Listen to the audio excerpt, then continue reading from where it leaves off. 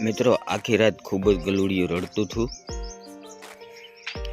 સવારે એક બીજી કૂતરી આવી છે, એના પડખામાં આપણે એને મૂકી દીધું છે। આ કૂતરી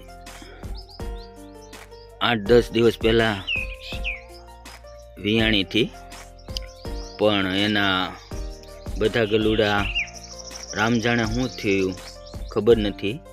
આ એની માં નથી, પણ તમે જોઈ શકો છો એને કઈ રીતે સાચવે છે, એને ચાટવા મળી છે। હવે એને મોંમાં આવે કે નથી આવતું એની તો ખબર નથી, પણ એ હાચવવા મળ્યું છે। બંચોલી ગોદડી લઈ લેત બતા ધીમેક નારાની, ભલે ને જરી ખેંચી લે।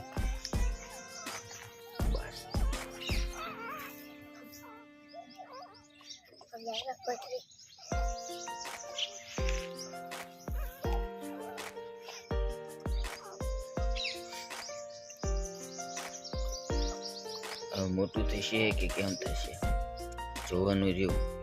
દૂધ તો નથી આવતું, થોડી વાર પછી એને પાવું જોઈશે। એકવાર આપણે ટોટીથી પાવાની ટ્રાય કરી બંસી બેને, પણ એને પીધું નહીં, એના મમ્મીનું મમ જ જોવે છે। આ એને વાલ કરવા મળી છે, એનું ગલુડું નથી પણ એને વાલ કરવા મળી છે।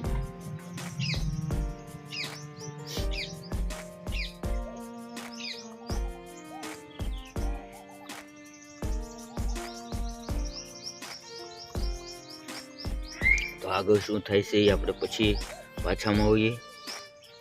હજી સવારનો સમય છે, લગભગ સવારના 6 વાગ્યા છે, 6 નહીં પણ 6:30 થયા છે।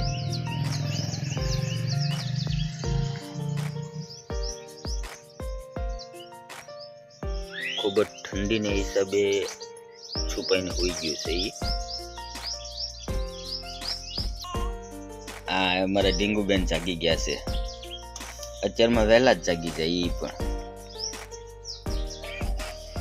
ને કિશનભાઈ, તમે જ્યારે ગમે એ વિડીયો જોવો તો કિશનભાઈને બેઠેલા જ જોવો છો, એનું કારણ શું છે એ હું તમને બીજા વિડીયોમાં જણાવીશ। બંસી બેન નિશાળ જવા માટે તૈયાર થઈ ગયા છે। જાવું છે નિશાળ, ગલુડું રમાડવા રહેવાનું છે।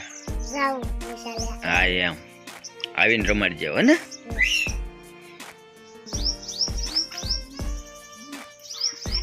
ટીંગો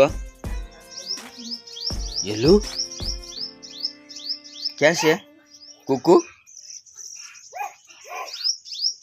ડીંગુ કુકુ દેખાડે છે, એને રમાડવું છે પણ કુકુ ઉઈ ગયું છે આગું।